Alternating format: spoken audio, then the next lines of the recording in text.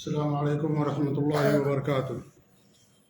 الحمدللہ رب العالمین الرحمن الرحیم مالک یوم الدین واشہد ان لا الہ الا اللہ وحدہ لا شریک لہ واشہد ان محمدا عبدہ ورسولہ بلغ الرسالہ وادى الامانہ ونصح الامہ وترکہا علی البیضاء لیلہا کنہارہا لا یزیغ عنہا الا ہالک صلوات اللہ وسلامہ علیہ وعلی آلہ وعلی اصحابہ ومن اهتدى بهديه واستنى بسنته الى يوم الدين وبعد۔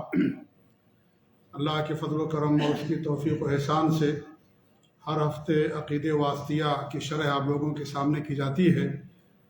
عقید واسطیہ یہ عقیدے اور اسماء اور صفات کے باب میں بہت ہی معتمد اور مستند کتاب ہے، اور اس کتاب کے مصنف اپنے دور کے عظیم مجدد شیخ الاسلام امام ابن تیمیہ رحمۃ اللہ علیہ، اسی کتاب کی شرح آپ لوگوں کے سامنے ہر ہفتے کی جاتی ہے، اور ابھی ہم شروع کے مراحل میں ہیں۔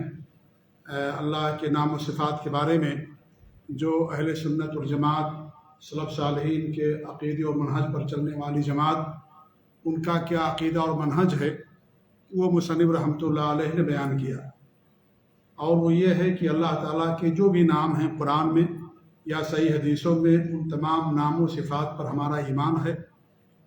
ان نام و صفات کی کوئی کیفیت نہیں بیان کی جائے گی، نہ ہی مخلوق سے ان نام و صفات کی تشبیہ دی جائے گی، یعنی ان صفات کو مخلوقات کی صفات کے ہم مثل قرار نہیں دیا جائے گا، نہ ہی ان کا انکار کیا جائے گا، نہ ان صفات کا اور اسماء کا غلط معنی بیان کیا جائے گا۔ کیوں؟ سب سے پہلی بات انہوں نے بیان کی، اس لیے کہ اللہ رب العالمین نے اپنی کتاب قرآن مجید کے اندر اسماء اور صفات کا بیان کیا، اور اللہ رب العالمین اپنی ذات کے بارے میں سب سے زیادہ جاننے والا ہے، سچا ہے، لہذا اس نے جو بھی بیان کیا اپنے بارے میں اس پر ایمان لانا واجب اور ضروری ہے۔ ان نام و صفات کا انکار کرنا الحاد ہے، یہ جائز نہیں ہے، ٹھیک ہے۔ اور بہت ساری باتیں مصنف نے بیان کی، اور آج ہم دوسری دلیل پڑھیں گے، ایک تو قرآن میں اور دوسری چیز کیا ہے، حدیثوں میں۔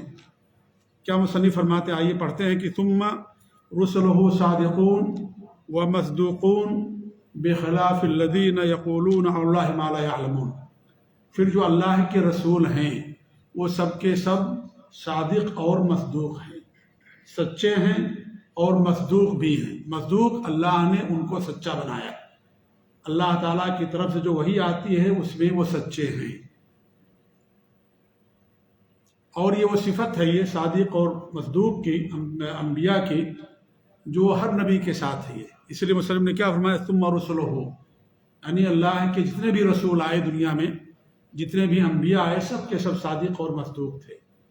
اللہ کے نمائندہ، اللہ کی طرف سے بھیجے ہوئے نبی اور رسول سچے تھے، اللہ کی وحی کو، اللہ کے پیغام پہنچانے کو میں سچے تھے، عمل کے لحاظ سے، کردار کے لحاظ سے، ہر چیز کے لحاظ سے وہ سچے تھے اور مصدوق تھے۔ اللہ نے ان کو سچا بنایا، اللہ کی طرف سے جو وحی آتی تھی اس وحی کو لوگوں کے سامنے پھیلانے میں، اس کی نشر و اشاعت کرنے میں سچے تھے، کسی بات کو انہوں نے چھپایا نہیں۔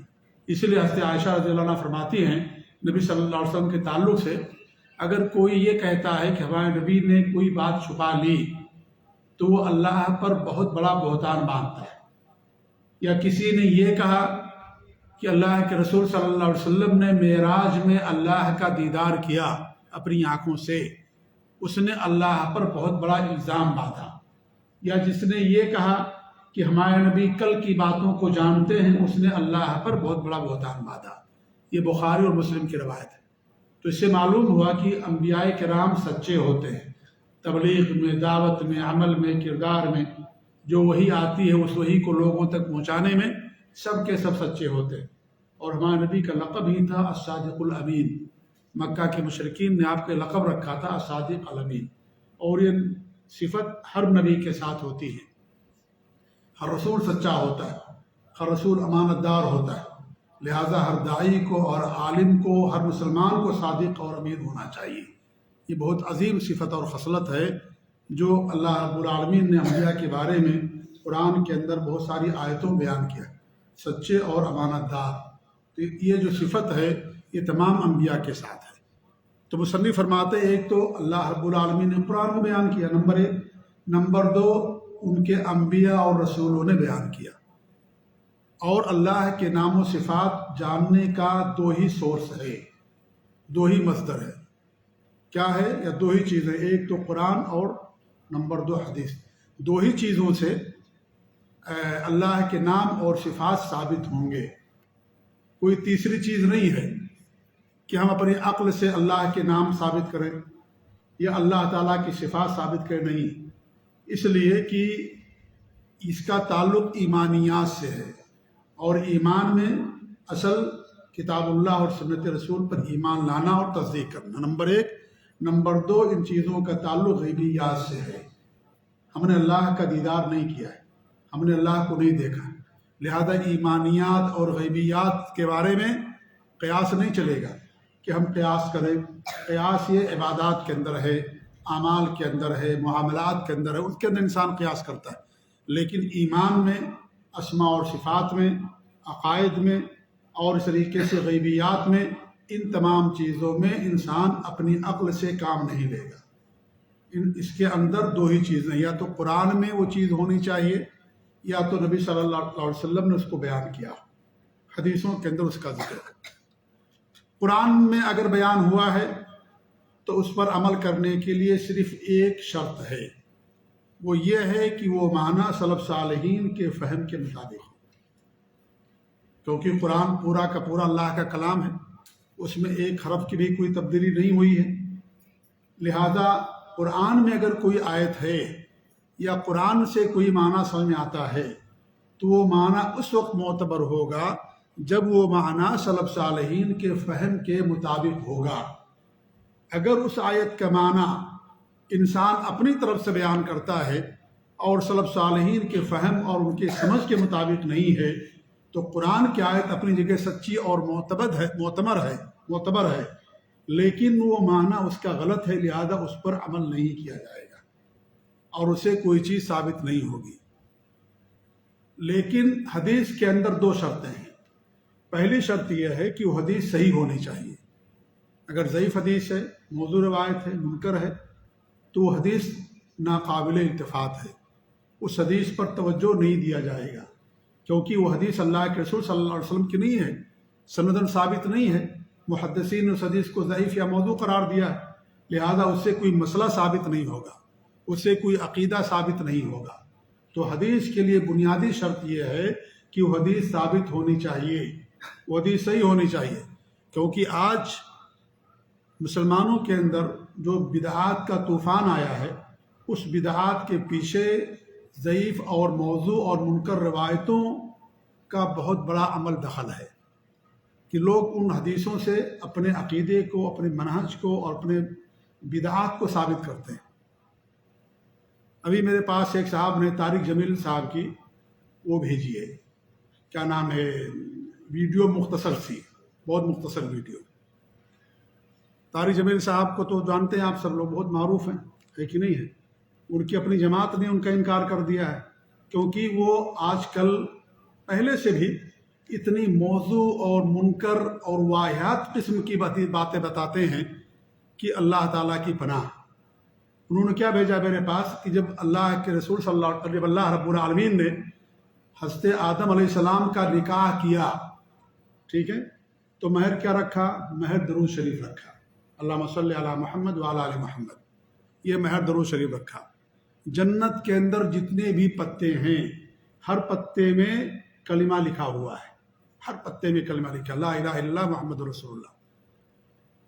نمبر 2، نمبر 3 کیا انہوں نے کہ حضرت آدم کی توبہ قبول ہی نہیں ہو رہی تھی، جب انہوں نے عرش پر کلمہ لکھا ہوا دیکھا تو اس کلمے کے واسطے سے دعا کیا، تب اللہ نے ان کی دعا کو قبول فرمایا۔ یہ سب موضوع روایتیں، یہ آخر والی موضوع روایت ہے، لیکن پہلی دو باتیں انہوں نے بیان کی ہے، میں نے اس کے تعلق سے کوئی موضوع روایت بھی آج تک نہیں سنی کہ ہم جو حضرت آدم علیہ السلام کا مہر درود شریف رکھا گیا تھا۔ جی ہاں، حالانکہ ان لوگوں کا خود یہ قول ہے کہ مہر کے اندر منفعت والی چیز ہونی چاہیے، یعنی کچھ پیسہ ہونا چاہیے، مال ہونا چاہیے، گھر ہونا چاہیے، ایسی چیز جو منفعت والی نہ ہو وہ مہر نہیں بن سکتی ان کے ہاں. ہمارے یہاں ہم اہل حدیث ہیں الحمدللہ سلفی ہیں، ہمارے یہاں قرآن کی آیتیں بھی بن سکتی ہیں مہر. اللہ کے رسول صلی اللہ علیہ وسلم نے ایک عورت کو نکاح پڑھایا، کہا کہ ہمارے پاس کچھ نہیں ہے، کہا لوہے کی انگوٹھی لے آؤ، کہا کچھ بھی نہیں ہے، کہا کچھ صورتیں یاد ہے، کہا ہاں فلاں فلاں صورتیں یاد ہے، کہا جاؤ یہ صورتیں اپنی بیوی کو یاد کرا دینا، یہی تمہارا مہر ہے. وہ لوگ اس کو نہیں مہر مانتے ہیں. یہاں مہر مان لیا درود شریف کو، لیکن نکاح کے اندر اس کو مہر نہیں مانتے. کہتے مہر میں پیسہ ہونا چاہیے، گھر ہونا چاہیے، ایسی چیز جو منفعت والی ہو، جس سے آپ استفادہ کر سکیں، فائدہ اٹھا سکیں، بیچ سکیں، خرید سکیں، ایسی چیز ہونی چاہیے. یہ جو دعا ہے، یہ جو قرآن کی آیتیں ہیں، حدیثیں، یہ سب مہر نہیں بن سکتی ہیں. یہ منفعت والی چیزیں نہیں ان کے یہاں. جی ہاں. تو ایسی باتیں دیکھیے، استغفر اللہ، بے سروپا کی باتیں، جھوٹی روایتیں اپنی طرف سے، نعوذ باللہ. اللہ کے رسول کی حدیث من کذب علی متعمدا فلیتبوأ مقعدہ من النار، جو ہمارے اوپر جھوٹ گڑے گا اس کا ٹھکانہ جہنم ہے. یہ اللہ اور نبی پر جھوٹ ہے، یہ اس میں ہنسنے کی بات نہیں ہے. ان کے لاکھوں فالورز ہیں، لاکھوں لوگ ہیں. اگر آپ کہیں کہہ دیں گے تو لوگ آپ کو مارنے کے لیے بھی کھڑے ہو جائیں گے. یہ صورتحال ہے.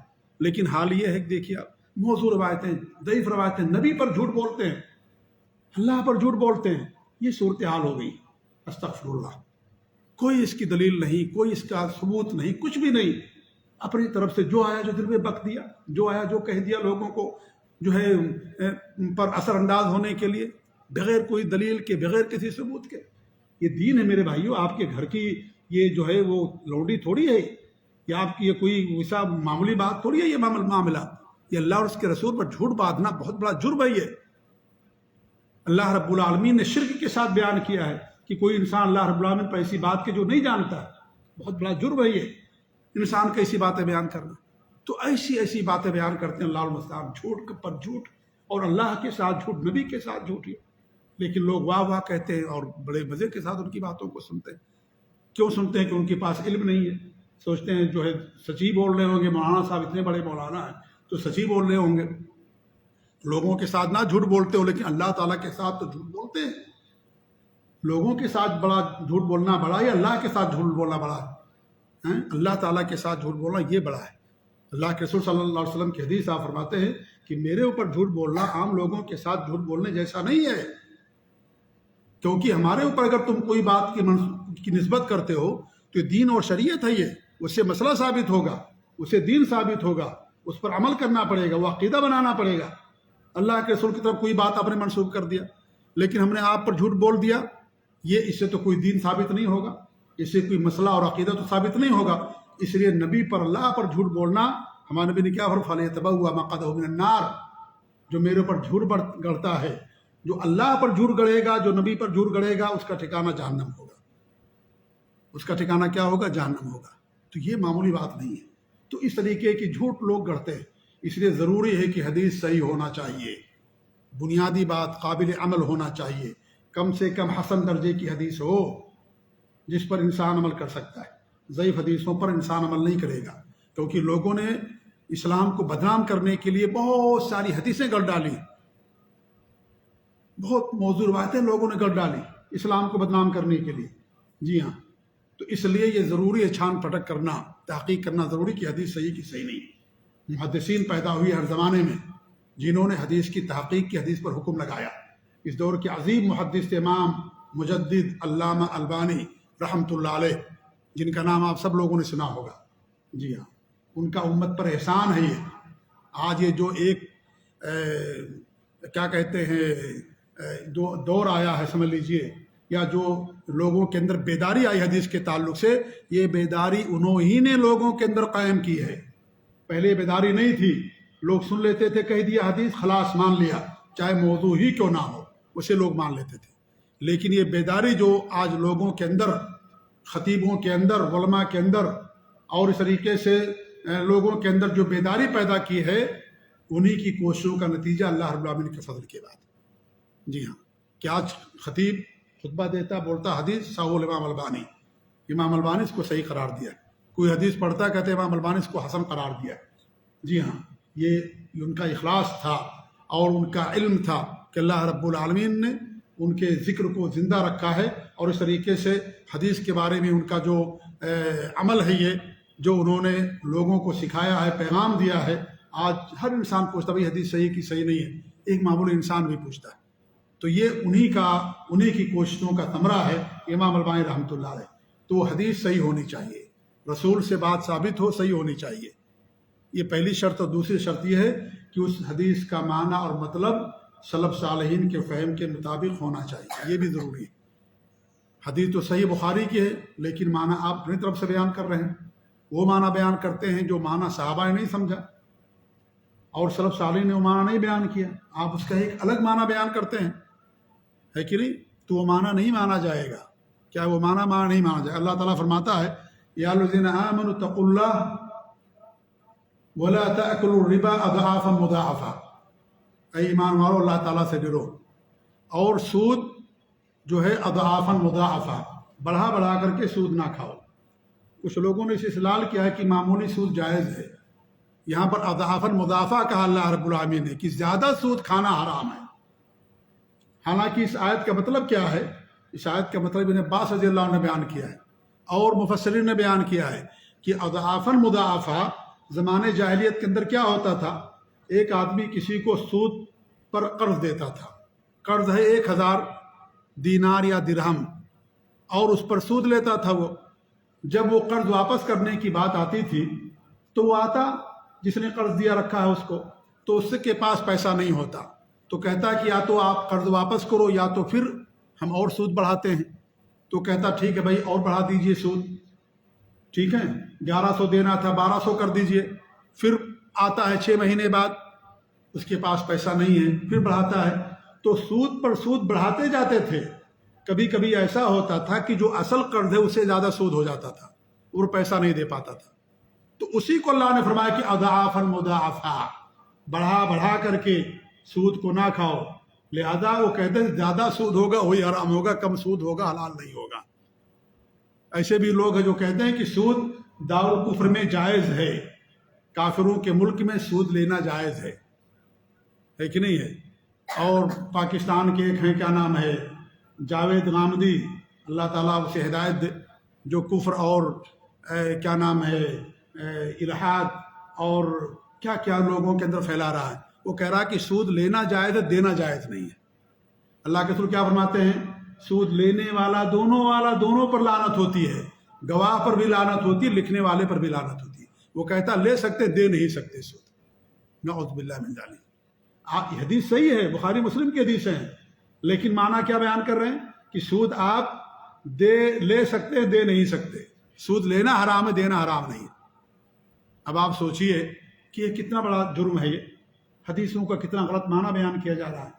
لہذا میرے بھائی وہ معنی سلف صالحین کے بتائے ہوئے اصول اور ضابطے، ان کے بتائے ہوئے فہم اور عقیدے کے مطابق ہونا چاہیے۔ اگر نہیں ہے، حدیث مسلم سر آنکھوں پر، پیشانی کا جھومر، گلے کا ہار، لیکن وہ معنی جوتے کی نوک پر، وہ معنی نہیں لیا جائے گا۔ کیوں؟ اس لیے کہ معنی سلف صالحین کے فہم کے اپوزٹ ہے، غلط ہے، اس کو سلف صالحین وہ معنی نہیں بیان کیا ہے، لہذا وہ معنی نہیں لیا جائے گا۔ تو حدیثوں کے تعلق سے 2 بنیادی شرطیں ہیں، ایک تو یہ کہ حدیث صحیح ہونا چاہیے، نمبر 2 اس حدیث کا معنی سلف صالحین کے فہم اور سمجھ کے مطابق ہونا چاہیے۔ اگر ان کے سمجھ کے خلاف ہے تو اس حدیث پر عمل نہیں کیا جائے گا۔ حدیث اپنی جگہ پر صحیح ہے، اس میں کوئی کلام نہیں ہوگا، لیکن اس حدیث کا جو معنی ہے وہ معنی اس آدمی کے اپنے جیب، اپنے عقل اور اپنے دماغ اور کھوپڑی کی ہوگی، لہذا اس معنی کو نہیں لیا جائے گا۔ ایک بہت مشہور روایت ہے، آپ سب لوگوں نے سنا ہوگا، پڑھا ہوگا، میں نے بھی کئی بار ذکر کیا ہے، قبر سے متعلق ہے کہ اللہ کے رسول صلی اللہ علیہ وسلم کا 2 قبروں سے گزر ہوا ہے کہ نہیں ہے، تو آپ نے کھجور کی ایک ٹہنی لی، اس کے 2 حصے کیے، ایک کو ایک قبر پر گاڑ دیا اور ایک کو دوسری قبر پر گاڑ دیا، اور آپ نے فرمایا کہ جب تک وہ خشک نہیں ہوگی اللہ کی ذات سے امید ہے کہ ان دونوں کے عذاب کے اندر تخفیف ہوگی۔ یہ معاملہ کس کے لیے ہے؟ دونوں قبر کن لوگوں کی تھی؟ مسلمان کی تھی یا غیر مسلم کی تھی؟ جی ہاں مسلمان کی تھی۔ بھائی زور سے بولیے نا، اس میں کوئی، کیونکہ کافر کے عذاب میں کبھی ہلکا پن ہوگا؟ جو کافر ہوگا اس کے عذاب میں کبھی تخفیف ہوگی؟ وہ تو ہمیشہ میں جہنم کے اندر رہے گا۔ یہ مسلمانوں کی خبر تھی، ان کے پر عذاب ہو رہا سمجھ لیجئے۔ جی ہاں، تو ہمارے نبی نے کیا فرمایا، اور کیا فرمایا آخر میں کہ دو وجہ سے، ایک تو پیشاب کے چھینٹوں سے نہیں بچتے تھے، اور نمبر دو چغل خوری کرتے تھے۔ چغل خوری بڑا جرم ہے، پیشاب کے چھینٹوں سے بڑا نہ بچنا بڑا جرم، یا کفر و شرک بڑا جرم ہے؟ ہاں، کفر و شرک بڑا جرم ہے نا۔ تو اگر وہ کافر ہوتے تو ہمارے بھی بات ہے کہ ان کے کفر کو جیسے عذاب ہو رہا ہے، اس کو نہیں بیان کرتے، تو وہ کلمہ ہی پڑھنے والے تھے۔ اب جو ہے لیکن عمل کے اندر کوتاہی تھی، عمل کے اندر کوتاہی تھی۔ تو بہرحال تو ہمارے نبی نے کیا کیا، ایک کھجور کی دو ٹہنیاں کر دی، آدھے کو ایک قبر پر گاڑ دیا اور آدھے کو دوسری قبر پر گاڑ دیا، اور کہا کہ اللہ کی ذات سے امید ہے کہ ان کی قبر کے اندر تخفیف ہلکا پن رہے گا۔ ٹھیک ہے، یہ حدیث کہاں کی ہے؟ بخاری کی ہے۔ حدیث صحیح ہے کہ نہیں صحیح ہے؟ حدیث کے صحیح ہونے میں کوئی کلام ہے؟ ہمارے یہاں جو قبر پرست ہیں، جو قبروں پر پھول ڈالتے ہیں، وہ اسی حدیث کو دلیل میں پیش کرتے ہیں۔ حدیث تو اپنی جگہ پر صحیح ہے، لیکن ان کا جو معنی انہوں نے بیان کیا وہ صحیح غلط ہے؟ غلط ہے، ایک دم واضح طور پر غلط ہے۔ تو حدیث تو صحیح اپنی جگہ پر، لیکن معنی غلط لے رہا ہے۔ اس لیے بخاری یا قرآن کی آیت کا حوالہ سن کر کے کبھی دھوکے میں نہیں آنا کہ قرآن کی آیت کا حوالہ دے دیا تو ہاں بہت سچا انسان ہے۔ یہ قبر پرست آئے قادری اور اس طریقے سے جو ہمارے ملکوں کے اندر بڑے بڑے لوگ ہیں، بدعات اور خرافات کے جو ہے فیکٹریاں جو چلاتے ہیں، وہ لوگ قرآن کی آیتوں کو دلیل میں پیش کرتے ہیں اپنی بدعقیدگی کے لیے، حدیثوں کو، بخاری مسلم کی حدیثوں کو دلیل میں پیش کرتے ہیں۔ قرآن اور حدیث تو کفر اور شرک اور بدعات کی تردید کے لیے ہیں، لیکن وہ قرآن و حدیث کو اپنی بدعات اور شرک کی ترویج کے لیے استعمال کرتے ہیں۔ جیسے خانہ کعبہ تھا، خانہ کعبہ توحید کا سرچشمہ تھا، لیکن مکہ کے مشرکین نے 360 بت رکھ دیے تھے خانہ کعبہ کے اندر، شرک کا اڈا بنا دیا تھا خانہ کعبہ کو۔ اللہ نے اسے توحید کا اڈا بنایا تھا، مشرکین نے شرک کا اڈا بنا دیا۔ 360 بت رکھ دیے تھے، طواف کرتے تو بتوں کا طواف ہوتا تھا۔ طواف صرف اللہ کے لیے، اللہ کے علاوہ کسی اور کے لیے نہیں ہے۔ گھر کا طواف کرتے لیکن طواف اللہ کے لیے ہوتا ہے، تو طواف کرتے تو بتوں کا طواف ہوا کرتا تھا۔ ٹھیک ہے، تو اس طریقے سے انہوں نے 360 بت وہاں رکھ دیے تھے۔ توحید کا سرچشمہ، توحید کا مرکز، ایسے کتاب اللہ قرآن و حدیث توحید کے لیے ہیں، شرک اور بدعات کی تردید کے لیے، لیکن غلط معنی بیان کر کر کے انہوں نے اسے شرک اور بدعات سے ثابت کرتے ہیں قرآن کی آیتوں اور حدیثوں سے۔ اس لیے اگر کوئی آیت پیش کرے اس کو پوچھیے گا بھی معنی جو آپ بیان کر رہے ہیں یہ معنی کس حدیث کے اندر بیان کیا گیا ہے؟ آپ ثبوت دیجئے سلف صالحین نے یہ معنی بیان کیا کہ نہیں بیان کیا۔ قرآن کی آیت سن کر کے خاموش نہ رہ جائیے۔ قرآن کی آیت میں ڈنڈی نہیں مار سکتے وہ لوگ، لیکن ڈنڈی کہاں ماریں گے؟ معنی کے اندر ماریں گے، وہاں غلط معنی بیان کر دیں گے، کیونکہ قرآن کی آیت میں اگر تعریف کر دیے، بدل دیا قرآن کی آیتوں کو، تو خلاص سب لوگ کہیں گے کہ عام آدمی بھی کہے تو کافر ہو گیا، بھائی تو قرآن کی آیت کو بدل دیا، قرآن غلط پڑھ رہا ہے، آیت میں تبدیلی کر رہا ہے، ہیر پھیر کر رہا ہے، تعریف کر رہا ہے۔ لیکن معنی تو لوگوں کو چونکہ معلوم نہیں ہے، علم ہے نہیں اتنا، اس لیے معنی تو چل جائے گا لیکن قرآن کی تعریف نہیں چلے گی، اس لیے معنی کے اندر تبدیلیاں کر دیتے ہیں۔ یہ حدیث کا معاملہ بھی ہے، لہٰذا سنیے حدیث قرآن کی آیت، پوچھ لیجئے سلف صالحین کے منہج اور عقیدے پر چلنے والے علماء سے کہ یہ معنی جو بیان کر رہے ہیں صاحب، یہ معنی صحیح یا غلط ہے قرآن کی آیت کا یا حدیث کا جو انہوں نے معنی بیان کیا۔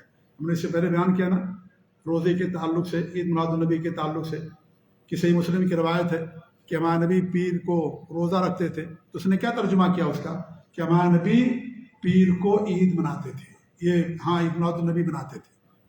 لیکن ابھی میں نے پہلے سے پیش کیا تھا، ہمارے پاس ایک صاحب نے بھیجا، کوئی حیدرآباد کے ہمارے خان صاحب جہاں رہتے نا، وہاں حیدرآباد کا کوئی عالم ہے، اس نے ترجمہ کیا کہ اس حدیث کا مطلب یہ ہے کہ ہمارے نبی صلی اللہ علیہ وسلم پیر کو اپنی عید میلاد النبی، اپنی میلاد مناتے تھے۔ عید کا نہیں کہا، ہر نبی صلی اللہ علیہ وسلم پیر کو اپنی میلاد مناتے تھے، اور ہنستے بلال کو روزہ رکھنے کا حکم دیا۔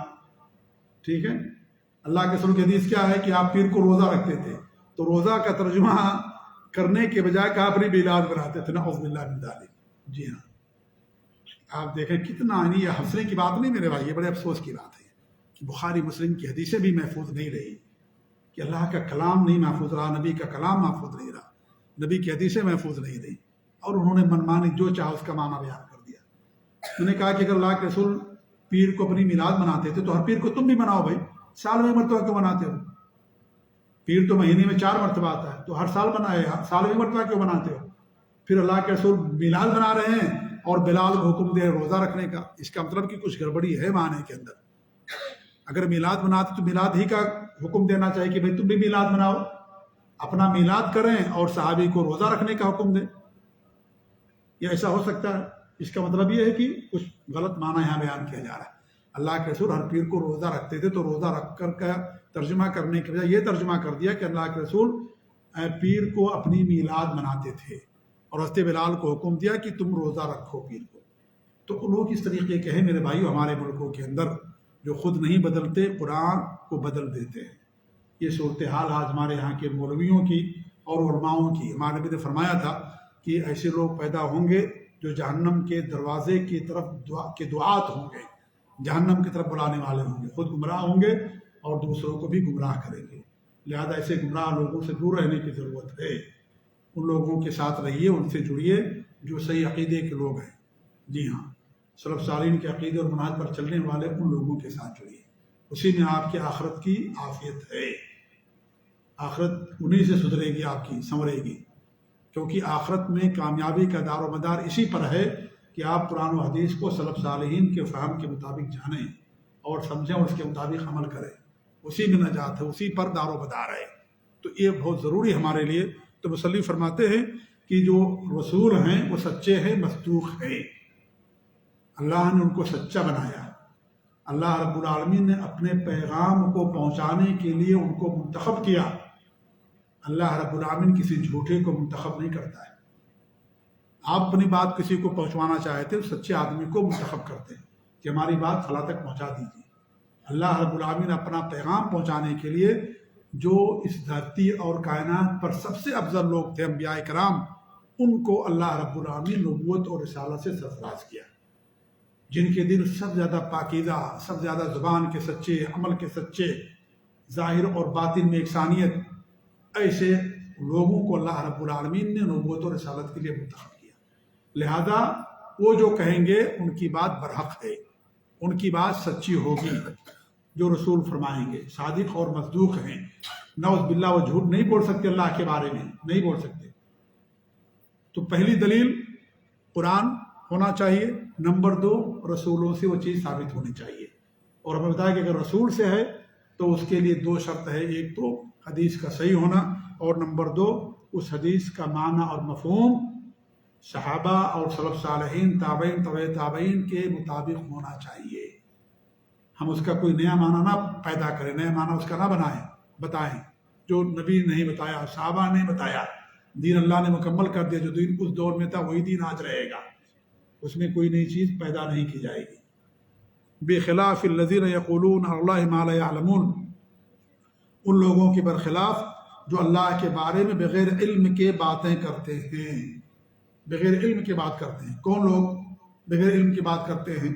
جو اللہ تعالیٰ کے اسماء اور صفات کی تعویل کرتے ہیں، غلط، اس کا انکار کرتے ہیں، الحاد کرتے ہیں، یا اس طریقے سے جو مکہ کے مشرکین یا اور مشرکین تھے، نعوذ باللہ اللہ کے بارے میں ان کا عقیدہ بہت غلط ہوا کرتا تھا، کہتے تھے فرشتے اللہ کی بیٹیاں ہیں، نعوذ باللہ، یا اس طریقے سے یہودی حضرت عزیر کو اللہ کا بیٹا مانتے تھے، کرسچین حضرت عیسیٰ علیہ السلام کو اللہ کا بیٹا مانتے تھے۔ تو یہ جو وہ کہا کرتے تھے، اور یہ کہ یا اللہ کی بیوی ہے یا اللہ کی اولاد ہے، یہ مشرکین کا یہ عقیدہ ہوا کرتا تھا۔ تو فرماتے ہیں کہ بخلاف الذین یقولون اللہ ما لا یعلمون، ان لوگوں کے برخلاف جو اللہ رب العالمین پر ایسی باتیں کہتے ہیں جو بغیر علم کے کہتے ہیں، ان کے پاس کوئی علم نہیں ہے، وہ اپنی طرف سے ایسی باتیں گڑھ کر کے کہتے ہیں اللہ رب العالمین کے بارے میں۔ لہذا انبیاء کی باتیں سچی ہیں، اللہ کی بات سچی ہے۔ جب اللہ نے بتایا اپنے بارے میں اور نبی نے بتا دیا تو اس پر ایمان لانا ہمارے اور آپ کے لیے کیا ہے؟ واجب اور ضروری ہے۔ اس کے بعد کیا فرماتے ہیں؟ وَلِهَذَا قَالَ اللَّهُ سُبْحَانَهُ وَتَعَالَى، اسی لیے اللہ رب العالمین جو ہر عیب سے پاک ہے، منزہ ہے، بلند ہے، کیا فرمایا؟ سبحان ربک رب العزت عما یصفون، تمہارا رب منزہ اور پاک ہے، رب العزت جو عزتوں کا مالک ہے، عزت والا ہے، وہ پاک ہے، عما یصفون، جو صفتیں اللہ کے بارے میں لوگ بیان کرتے ہیں، یا اللہ کے بارے میں جو کچھ یہ کہتے ہیں، جو عیب اور نقص کی باتیں، ان تمام چیزوں سے اللہ تعالیٰ پاک ہے۔ کیا کہتے تھے؟ جیسے اللہ کی بیٹیاں ہیں، اللہ کی بیوی ہے، اللہ کی اولاد ہے، اللہ کے جو ہے کیا نام، اللہ فقیر ہے نعوذ باللہ، اللہ کے دونوں ہاتھ بدھے ہوئے ہیں، اللہ، یعنی یہ سارے یہود و نصارہ اور کفار و مشرکین اس طرح کی باتیں کیا کرتے تھے، کہ جیسے بہت سارے مسلمان کہتے ہیں اللہ کی صفات کا انکار، اللہ کے ناموں کا انکار، یا اس طریقے سے اس کا غلط معنی بیان کرنا۔ تو کیا فرماتا اللہ تعالیٰ، سبحان ربک رب العزت عما یصفون، یہ جو کچھ بیان کرتے ہیں تمہارا رب ان تمام چیزوں سے پاک اور منزہ ہے۔ وسلام علی المرسلین، اور رسولوں پر سلامتی ہو۔ والحمد للہ رب العالمین، اور ہر طرح کی حمد و ثنا، بڑائی، بزرگی اللہ کے لیے جو رب العالمین ہے۔ مصنف کیا فرماتے ہیں، خود مصنف یہاں پر اس کی شرح کی ہے، فسبح نفسه عما وصفه به المخالفون للرسل، اللہ رب العالمین نے اپنے نفس کو منزہ قرار دیا ہے، پاک قرار دیا ہے ان چیزوں سے جو رسولوں کے مخالفین کہا کرتے تھے۔ اللہ نے ان سے اپنے کو پاک قرار دیا ہے۔ رسول کے مخالفین کون تھے؟ جو ان پر ایمان لانے والے نہیں تھے، مشرکین تھے، کفار تھے، وہ ان کے مخالفین تھے۔ تو وہ جو کہتے تھے ان چیزوں سے اللہ رب العالمین نے اپنی ذات کو منزہ اور پاک قرار دیا ہے، یعنی وہ چیزیں اللہ کی ذات میں نہیں ہیں، ان تمام صفات سے اللہ تعالیٰ پاک اور منزہ ہے جو تم اللہ کے بارے میں نعوذ باللہ کہتے ہو۔ پھر اللہ نے کیا فرمایا، پھر کیا فرماتے مصنف، وسلم علی المرسلین، پھر اللہ رب العالمین نے رسولوں پر سلام بھیجا، یا رسولوں پر سلامتی کی بات کہی، کیوں؟ لسلامتی ما قالوہ من النقص والعیب، کیونکہ انہوں نے جو کچھ کہا ہے، رسولوں نے جو کچھ کہا وہ نقص اور عیب سے پاک ہے، اس لیے اللہ رب العالمین نے ان پر سلام بھیجا۔ سلام کے معنی ہوتے سلامتی کے، یعنی انبیاء اور رسول کا قول اللہ کے بارے میں ہر عیب اور ہر نقص سے پاک ہے، کیونکہ وہ بھی وہی ہے، اللہ کی طرف سے وہ بھی وہی ہے، قرآن بھی وہی ہے اور حدیث بھی اللہ رب العالمین کی طرف سے وہی ہے۔ جب اللہ تعالیٰ کا کلام پاک ہے نقص اور عیب سے، تو نبی کی صحیح حدیثیں بھی ہر عیب اور نقص سے پاک ہیں، کیونکہ وہ بھی اپنی طرف سے کچھ نہیں کہتے، وہی کہتے ہیں جو اللہ کی طرف سے وہی آتی ہے، اللہ کی طرف سے پیغام آتا وہی کہتے ہیں۔ لہذا جب اللہ کی طرف سے آیا تو ان کا بھی قول عیب اور نقص سے پاک ہے، اس لیے اللہ کی باتوں کو ماننا ضروری ہے، اور اسی لیے نبی کی باتوں کو بھی ماننا ضروری ہے اسماء اور صفات میں۔ اسی لیے میں نے کہا کہ اسماء اور صفات ایمانیات اور غیبیات میں قرآن اور حدیث دو ہی چیزیں ہیں بس، اس میں عقل اور قیاس نہیں کیا جائے گا کہ ہم عقل سے کہیں کہ یہ بھی اللہ کی صفت ہونی چاہیے، یہ بھی ہونا چاہیے، نہیں، یہ کیا ہے، معاملات، عبادات وغیرہ کے اندر انسان قیاس کرتا ہے، لیکن ایمانیات اور غیبیات میں اسماء اور صفات یہ سب کے سب توقیفی ہیں، توقیفی یعنی قرآن و حدیث ہی سے یہ چیزیں ثابت ہوگی، انسان اپنی طرف سے کوئی چیز ثابت نہیں کر سکتا ہے۔ پھر فرماتے ہیں، اس کو پڑھ کر کے پھر بات ختم کرتے ہیں، وَهُوَ سُبْحَانَهُ قَدْ جَمَعَ فِيمَا وَصْفَ وَسَمَّ بِهِ نَفْسَهُ بَيْنَ النَّفِي وَالْإِثْبَاتِ، اللہ رب العالمین، اللہ سبحانہ وتعالی نے کیا کیا، اپنے اوصاف اور اپنے نام بیان کرنے میں نفی اور اثبات کے درمیان جمع کر دیا۔ کیا مطلب اس کا ہوا کہ اللہ رب العالمین کی جو صفات ہیں ان صفات کی کتنی قسمیں ہیں؟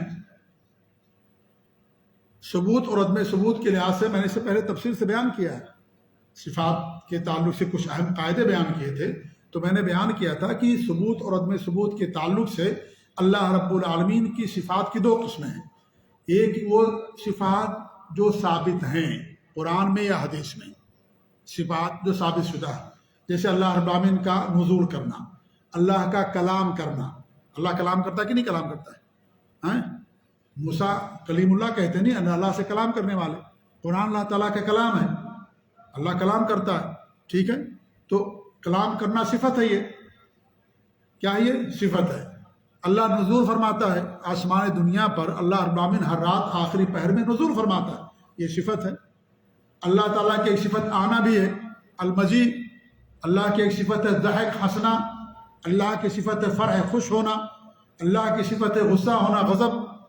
یہ سب اللہ کی صفات ہے، ٹھیک ہے۔ تو یہ جو صفات ہیں یہ ثابت ہیں اللہ رب العالمین کے تعلق سے، ٹھیک ہے۔ اس کو ثبوتی صفات کہا جاتا ہے، یا صفات ثبوتیہ، ایسی صفات جو قرآن و حدیث ثابت ہے۔ کچھ صفات ایسی ہیں جن کی اللہ رب العالمین نفی کی ہے، ان کو کیا کہتے ہیں؟ منفی صفات یا سلبی صفات۔ سلب مانے چھین لینا، وہ صفات اللہ تعالیٰ کے ساتھ نہیں بیان کیے جائیں گے۔ منفی صفات، سلبی صفات، جیسے اللہ کو اونگ نہیں آتی ہے، اللہ نے بیان کیا نا۔ یہ کس آیت میں اللہ نے بیان کیا ہے؟ آیت الکرسی، جو سب سے قرآن کی سب سے عظیم آیت کون سی ہے؟ آپ بتائیے۔ آیت الکرسی۔ اور سب سے عظیم سورت کون سی ہے؟ ماشاء اللہ، سورہ فاتحہ۔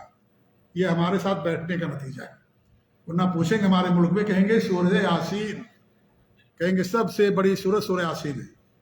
حالانکہ حدیث میں اللہ کے رسول نے فرمایا کہ قرآن میں سب سے عظیم سورت سورۃ الفاتحہ ہے کہ نہیں؟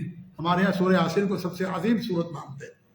ساری صورتیں عظیم ہیں، سب اللہ کا کلام ہے، سب کے اندر برکت ہے، ہر رب پر ہر ایک کے اندر نے کیا ہے، لیکن جو فضیلت حاصل ہے سورہ فاتحہ کو، وہ فضیلت اور صورتوں کو حاصل نہیں ہے۔ اسی ہر نماز میں ہر رکعت کے اندر پڑھنا ضروری ہے۔ ہر رکعت میں پڑھتے ہیں نا؟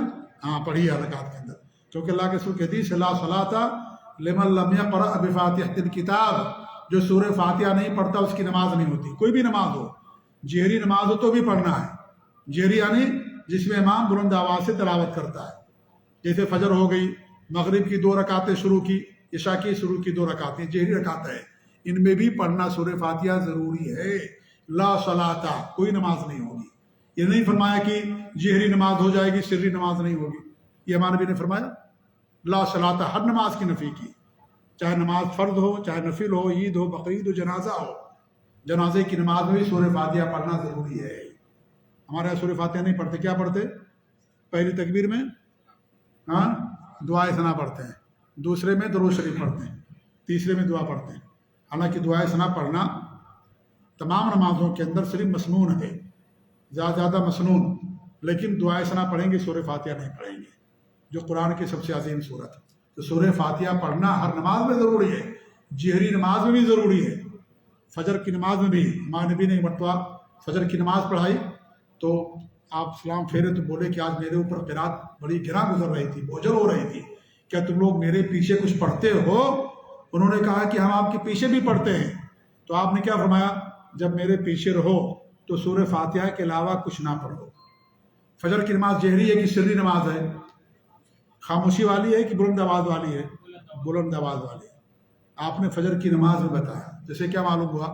بلند آواز والوں، بلند آواز والی نمازوں کے اندر بھی سورہ فاتحہ پڑھنا ضروری ہے۔ بغیر اللہ کے رسول لا صلاۃ، بخاری مسلم کے حدیث، کوئی نماز ہوگی ہی نہیں جس میں سورہ فاتحہ نہیں پڑھی جائے گی۔ تو سورہ فاتحہ ہر رکعت کے اندر پڑھنا ضروری ہے۔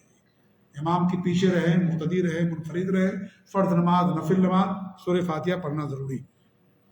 تو بات کہاں سے آئی؟ آیت الکرسی سے بات آئی نا، کہ آیت الکرسی میں اللہ نے کیا فرمایا؟ لا تأخذہ سنۃ ولا نوم، نہ اللہ کو اونگ آتی ہے نہ اللہ تعالیٰ کو نیند آتی ہے۔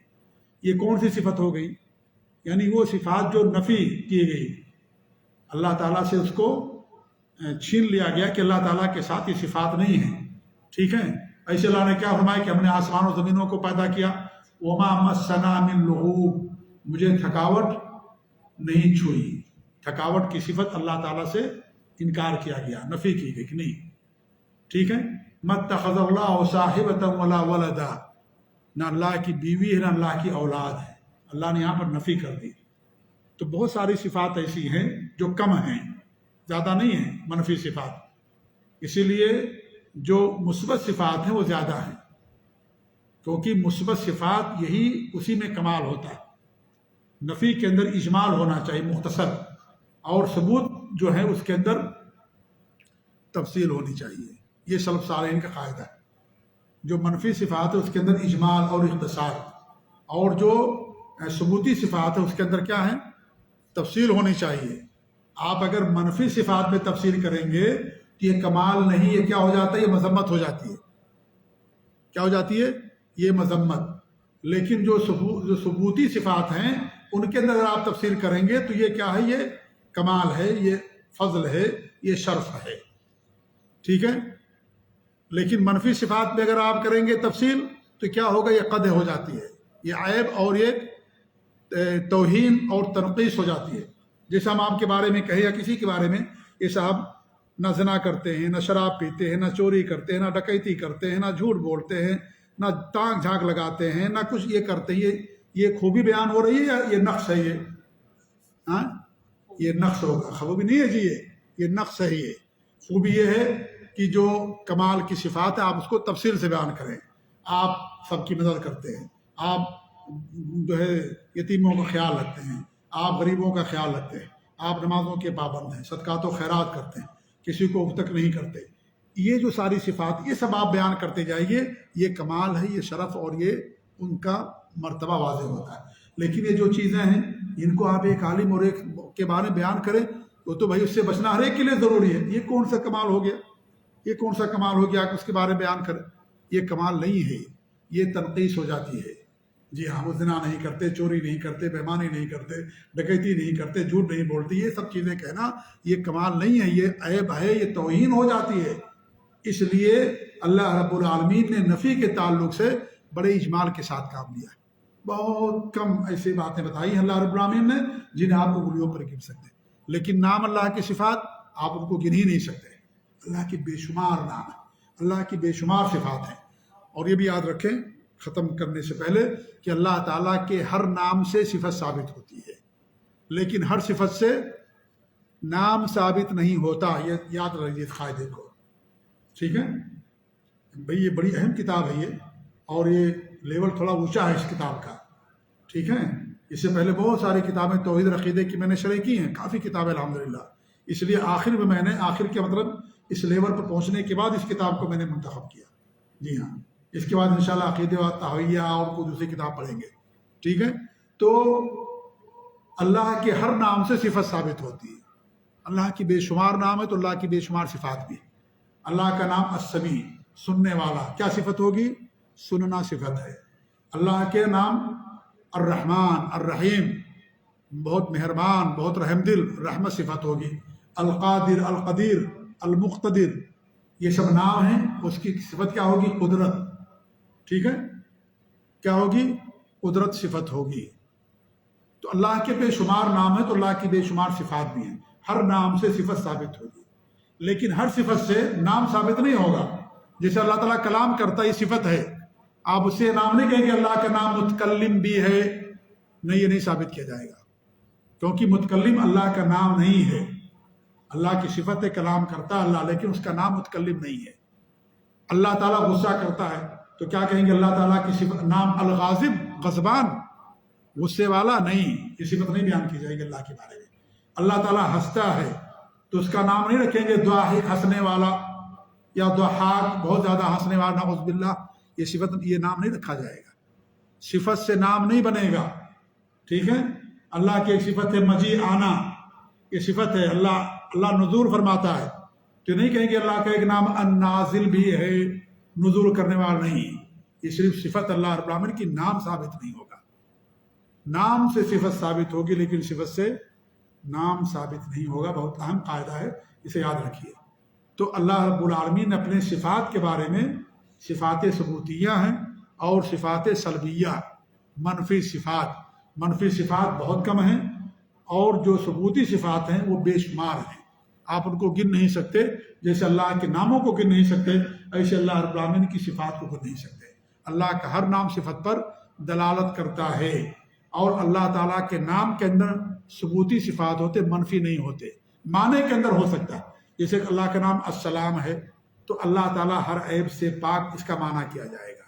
تو معنی کے اندر یہ چیز آ سکتی ہے، لیکن نام کے اندر سلبی نام نہیں ہو سکتا ہے، یا منفی نام نہیں. صفات کے اندر یہ چیز ہوتی ہے. تو منفی کا تعلق صفات سے ہے، نام سے نہیں ہے. ٹھیک ہے. تو آج کا جو خلاصہ درس ہو یہ ہے کہ اللہ رب العالمین نے اپنے بارے میں جو صفات بیان کی ہیں قرآن میں یا حدیث میں ان پر ایمان لانا ضروری ہے، یا نبی نے بیان کیا حدیثوں میں ان پر ایمان لانا ضروری ہے، ان کا ماننا ضروری ہے۔ ان کا غلط معنی بیان کرنا، ان کا انکار کرنا یا مخلوقات کی صفات کے ہم مثل قرار دینا، یہ سب حرام اور ناجائز ہے۔ رب نے بیان کر دیا، رب سچا ہے، نبی نے بیان کیا، نبی سچا ہے، بس یہ ہے کہ نبی کے تعلق سے وہ حدیث صحیح ہونی چاہیے اور وہ معنی صحیح ہونا چاہیے، اور قرآن کی آیت کے حوالے سے یہ ہے کہ وہ قرآن کی آیت کا معنی صحیح ہونا چاہیے، سلف صالحین کے عقیدے اور ان کے بیان کرنے ہوئے معنی کے مطابق، تب وہ معتبر ہوگا، ورنہ وہ معتبر نہیں ہوگا۔ اللہ تعالیٰ سے دعا کہ اللہ رب العالمین ہمیں سلف صالحین کے عقیدے پر قائم اور دائم رکھے، اور اللہ رب العالمین ہمیں ہر طرح کی گمراہی سے محفوظ رکھے، آمین۔ وصلی اللہ علی محمد وعلی آلہ وصحبہ اجمعین، جزاکم اللہ خیر۔